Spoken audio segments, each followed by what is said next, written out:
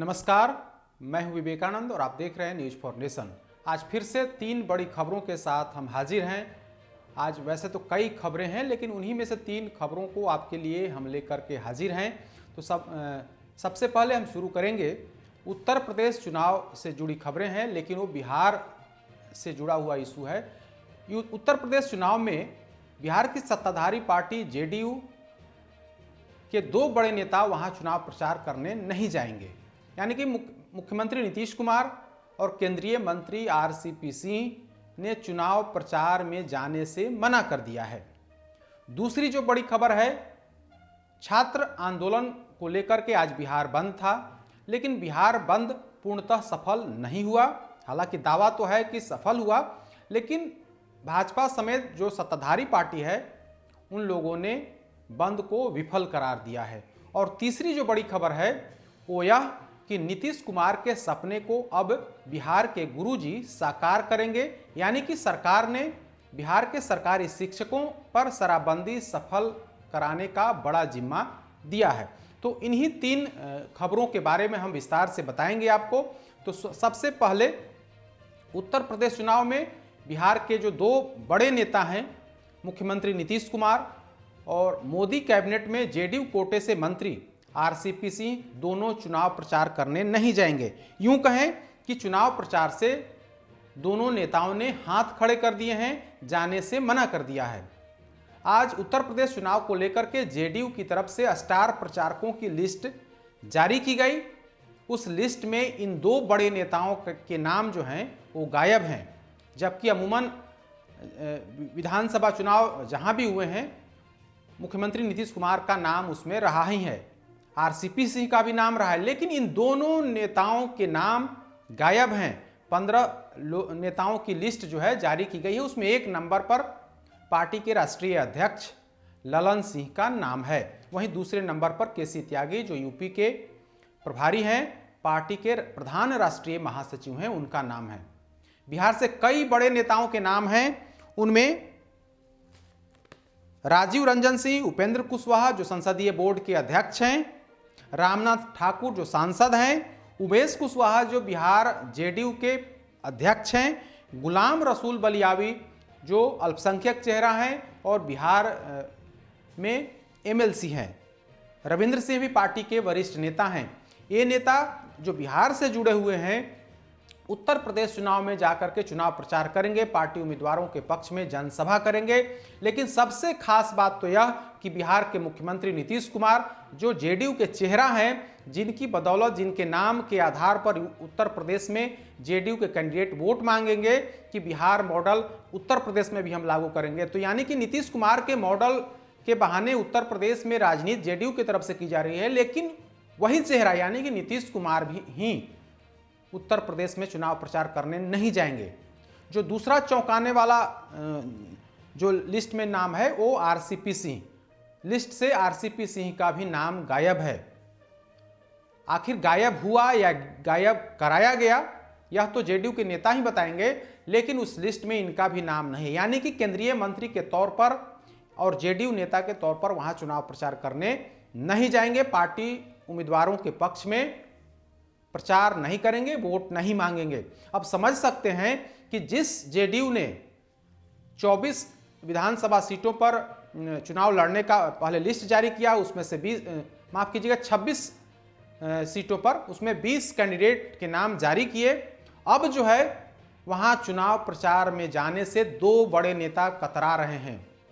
आखिर वो उम्मीदवार जो चुनाव मैदान में है, चुनावी मैदान में उतरे हैं जेडीयू की तरफ से, वे अब इन 2 नेताओं के भरोसे नहीं होंगे, यानी कि इन 2 नेताओं की वहां पर जनसभा नहीं होगी। आरसीपी सिंह के बारे में तो कहा जा रहा था कि वे जाने के इच्छुक नहीं थे। आखिर वे किस मुंह से जाएंगे? अगर वहां जाते हैं तो क्या योगी सरकार के खिलाफ वो बात करेंगे? क्या योगी सरकार की नाकामी को वहां पर गिनाएंगे?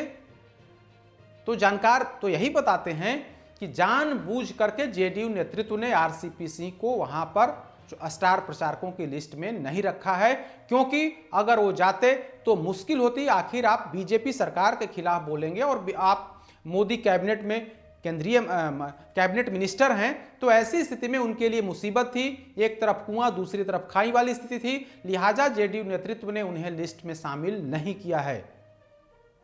मुख्यमंत्री के तौर पर नीतीश कुमार भी स्टार प्रचारकों की लिस्ट में नहीं है। वे जेडीयू के सर्वमान्य नेता हैं, सबसे बड़े नेता हैं, लेकिन उन्हें भी जगह नहीं दी गई है। इसके पीछे भी जो जानकारी आ रही है कि उन्होंने अपने आप को इससे अलग कर लिया है। अगर वहां जाएंगे तो निश्चित तौर पर वहां की सरकार की नाकामी को गिनाना होगा, बिहार मॉडल की बात वहां करनी होगी। तो ऐसी स्थिति में बीजेपी और जेडीयू के रिश्तों में और अधिक खटास बढ़ सकती थी। लिहाजा नीतीश कुमार भी चुनाव प्रचार से अपने आप को अलग कर लिया है। जो स्टार प्रचारकों की लिस्ट है उससे अपने आप को बिल्कुल अलग कर लिया है। तो आरसीपी को लेकर के जिस तरीके से ललन सिंह ने हमला बोला और कहा कि आरसीपी सिंह की वजह से ही उत्तर प्रदेश चुनाव में पार्टी पूरी तैयारी नहीं कर पाई। हम तो गठबंधन के इच्छुक थे कि बीजेपी से गठबंधन हो जाए और हमारे नेता आरसीपी सिंह को हमने यह जिम्मेदारी दी थी। अंत समय में गठबंधन नहीं हुआ, तो ऐसी स्थिति में कहीं ना कहीं आरसीपी सिंह को समीक्षा करने की जरूरत है कि आखिर बीजेपी की तरफ से जो प्रस्ताव था वो प्रस्ताव कितना ईमानदार था।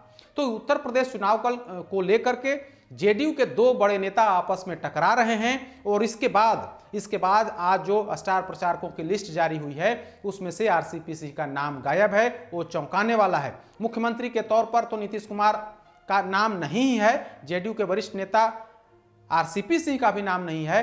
तो यह बड़ा सवाल खड़ा करता है कि आखिर उत्तर प्रदेश के चुनाव में जेडीयू कैंडिडेट की क्या स्थिति होने वाली है। क्या नीतीश कुमार और आरसीपी सिंह ने मान लिया है कि वहां हमारी करारी हार होने जा रही है। लिहाजा उन्होंने अपने आप को उन दोनों नेताओं ने अपने आप को अलग किया है। जानकार तो यही बताते हैं कि अब जबकि इन दो लोगों ने अपने आप को चुनाव प्रचार से अलग कर लिया है, तो ऐसे में अब सारा ठीकरा वहां के प्रदेश नेतृत्व और राष्ट्रीय अध्यक्ष के तौर पर ललन सिंह को फोड़ा जाएगा। क्योंकि गठबंधन नहीं होने पर ललन सिंह ने आरसीपी सिंह के सिर पर ठीकरा फोड़ा था और कहा था कि इनकी वजह से ही वहां पर हम पिछड़ गए, चुनाव में गठबंधन नहीं हो सका। इन्होंने जो बात किया बीजेपी से वो पूरी तरीके से ईमानदार बातचीत नहीं थी। ऐसी स्थिति में हम 4 महीनों तक बैठे रहे, हमने क्षेत्र का विस्तार नहीं किया, वहां के और अधिक विधानसभा क्षेत्रों में अपनी गतिविधि नहीं बढ़ाई।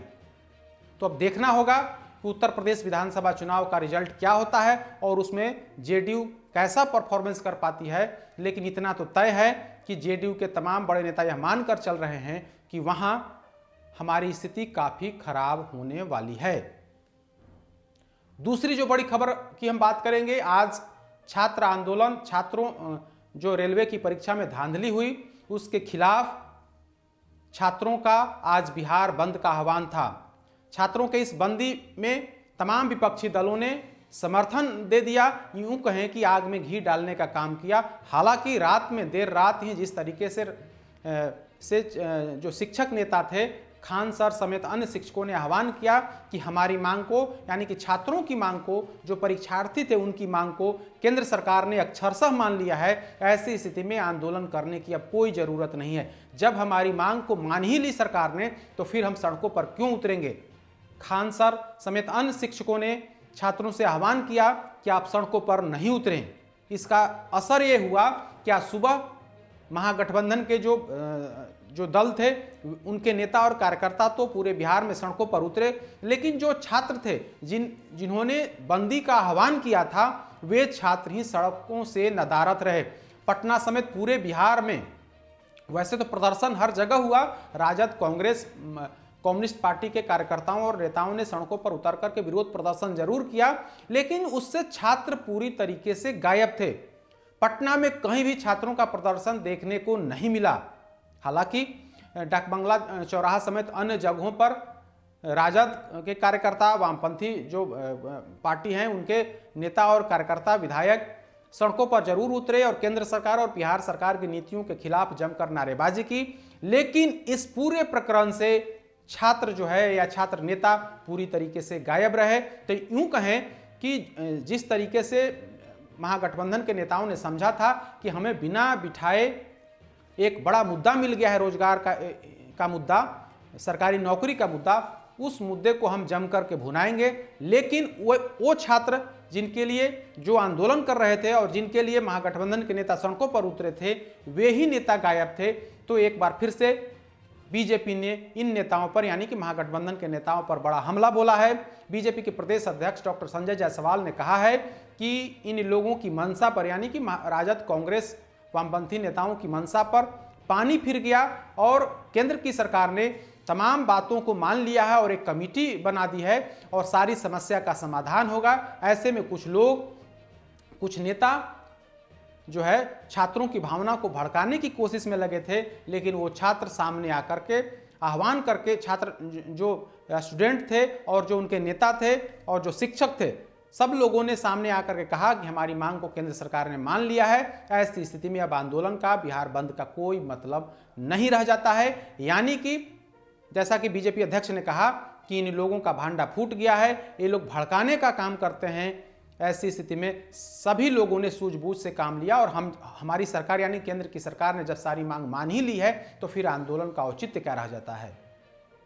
और तीसरी बड़ी खबर, हम शराबबंदी को लेकर के बातचीत करेंगे।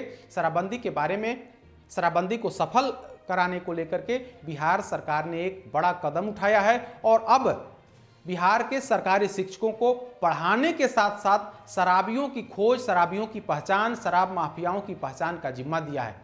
यानी कि गुरुजी अब शराबबंदी को सफल बनाएंगे, शराबियों को और शराब माफियाओं के बारे में मद्य निषेध विभाग को सूचना देंगे और उन्हें जेल भिजवाने का काम करेंगे। शिक्षा विभाग के अपर मुख्य सचिव संजय कुमार ने इस संबंध में आज एक पत्र जारी किया है। सरकार के आदेश पर प्रधान सचिव, अपर मुख्य सचिव ने पत्र जारी किया और सभी क्षेत्रीय शिक्षा उपनिदेशक, सभी जिला शिक्षा पदाधिकारी, सभी डीपीओ को पत्र दिया गया है और कहा गया है कि नशाबंदी को पूर्णतः सफल कराना है। तो ऐसी स्थिति में शिक्षकों की महत्वपूर्ण भूमिका होती है, क्योंकि अभी भी लगातार शराब पीने, शराब सेवन और शराब की सप्लाई के बारे में सूचना मिल रही है। ऐसे में जो सभी डीईओ अपने क्षेत्र के, अपने जिले के जो प्राइमरी स्कूल है, मिडिल स्कूल है, हाई स्कूल है, उच्चतर माध्यमिक विद्यालय है, उन तमाम स्कूलों के प्रधान शिक्षक, शिक्षक के साथ साथ तालीमी मरकज, शिक्षा समिति के जो मेंबर्स हैं, उनको आप बताएं कि शराबबंदी को सफल बनाना है। ऐसे में अगर आपके आसपास आपको कोई जानकारी मिलती है तो आप सूचना दें। आप मद्य निषेध विभाग का जो 2 नंबर जारी किया गया है, उसके साथ ही टोल फ्री नंबर जो जारी किया गया है, उन नंबरों पर आप फोन करें, आप सूचना दें। अगर आपको जानकारी लगती है कि अमुक व्यक्ति शराब का सेवन करता है या फिर कोई उस गांव में कोई व्यक्ति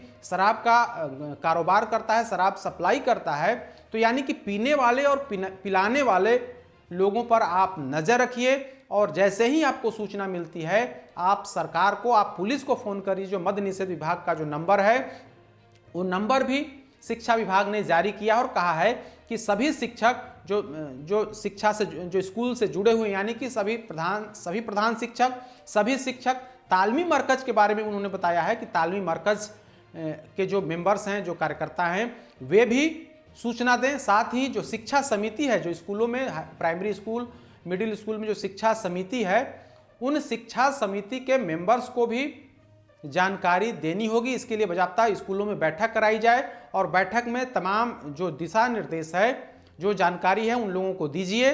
यह सब जिम्मेदारी सभी जिलों के डीईओ और डीपीओ को दी गई है कि आप सभी स्कूलों के प्रधान शिक्षक को इसके बारे में बताइए। प्रधान शिक्षक अपने जो सहयोगी शिक्षक होते हैं उनको बताएंगे और इस तरीके से शराब पीने वाले और पिलाने वालों के बारे में जानकारी दीजिए और आपका जो जानकारी है वो पूरी तरीके से गोपनीय रहेगा। आपकी बात को सार्वजनिक नहीं किया जाएगा। आपने जो जानकारी दी है उसे पब्लिक प्लेटफॉर्म पर नहीं लाया जाएगा, यानी कि पूरी तरीके से यह बात गोपनीय होगी और आप सूचना दीजिए। तो निश्चित तौर पर बिहार के शिक्षकों को, बिहार के सरकारी स्कूल के शिक्षकों को बड़ी जिम्मेदारी दी गई है। अब तक तो वे शिक्षा के साथ साथ कई अन्य काम भी करते थे, उन्हें कई अन्य जिम्मेदारी भी दी गई थी, लेकिन अब सरकार ने शराबबंदी सफल बनाने, नशाबंदी सफल बनाने को लेकर के उनके कंधों पर बड़ी जिम्मेदारी दी है कि आप सूचना दीजिए। अगर आप सूचना देते हैं तो निश्चित तौर पर शराबबंदी सफल होगा।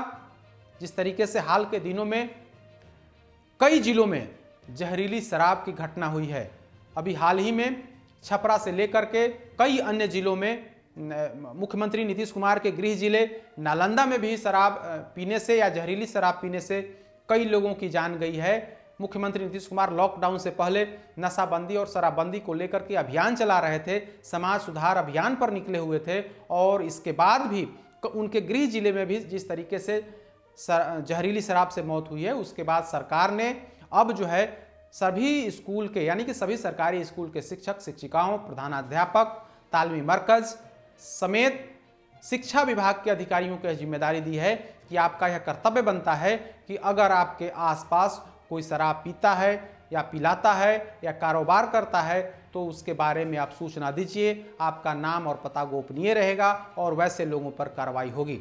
तो नीतीश सरकार शराबबंदी को सफल बनाने में लगी हुई है। अब तक पुलिस और प्रशासन के जिम्मे यह काम था, लेकिन अब सरकार इसमें शिक्षकों को भी झोंक दी है और शिक्षक का पढ़ाने के साथ साथ शराबियों की खोज भी करेंगे। तो यह 3 बड़ी खबरें थी जिसके बारे में हमने विस्तार से आपको बताया। कल फिर 3 बड़ी जो बिहार की बड़ी खबरें होंगी उनको लेकर के हम हाजिर होंगे। तब तक हमें दीजिए इजाज़त। नमस्कार।